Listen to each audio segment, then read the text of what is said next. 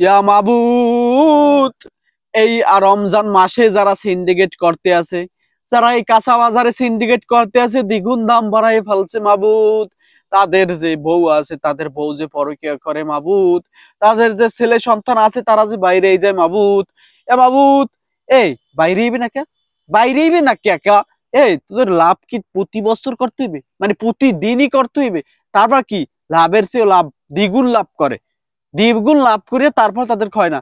যাই হোক, ইয়া মাবুদ, এই যে তরমুজে যারা সিন্ডিকেট করতে আছে, তাদের ওই যে নিচে দুইটা তরমুজ আছে ছোট ছোট, ওই তরমুজ দুইটা তুমি মাবুদ সুগইয়া একদম কিসমিস বানাই দেওয়া, যাতে ঈদের দিন সাধারণ জনগণ ওই কিসমিস হিসাবে ব্যবহার করতে পারে মাবুদ। তোদের কিসের জন্য? ঠিক কর না কা, ঠিক কর না কা।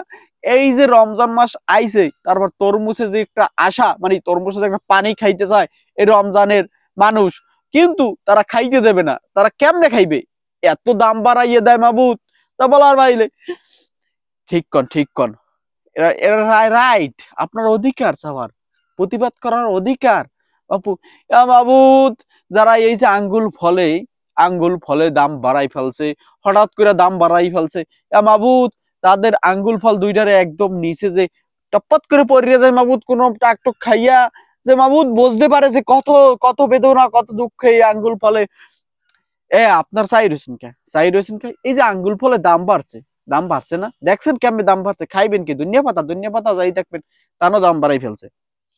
মাবুদ, বিভিন্ন জায়গায়, বিভিন্ন পর্যায়ে, বিভিন্ন জিনিসের যে সিন্ডিকেট গুলো করিয়া থাকে, মুতো মেয়ালা, হে মুতো মেয়া গোজে মাবুদ, বউ যে পরকিয়া করে, মাইয়া যে বাইরে যায়, পোলা যে পরকিয়া লিপ্ত হয় মাবুদ।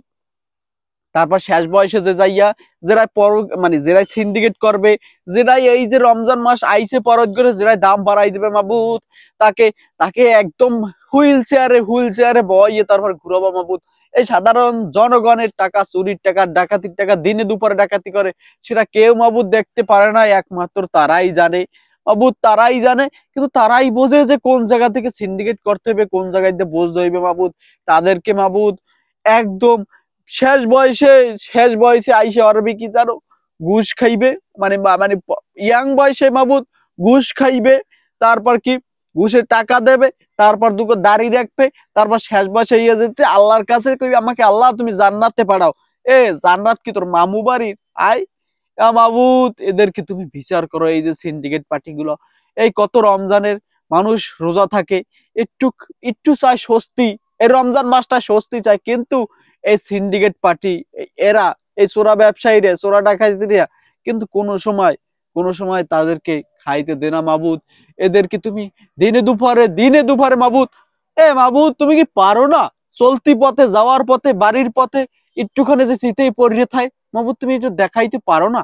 এই যে রমজান মাস আইলে, তোমার নিয়ামতের মাস আইলে, তোমার গুনার মাফ করার মাস আইলে, সেই মাসটা আইলে মাবুদ ব্যবসায়ী গো শয়তানে ধরে মাবুদ।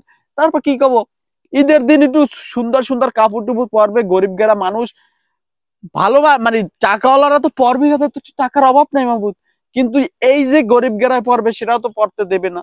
কেমনে পড়বে মাবুদ? এত দাম, ওরা গরিব অসহায় মানুষ কেনার মতো সামর্থ্য নাই বললেই চলে মাবুদ। এত সিন্ডিকেট কাপড়ের ভিতরে, ব্যবসায়ীদের ভিতরে, তা কেউ ধরতে পারবে না।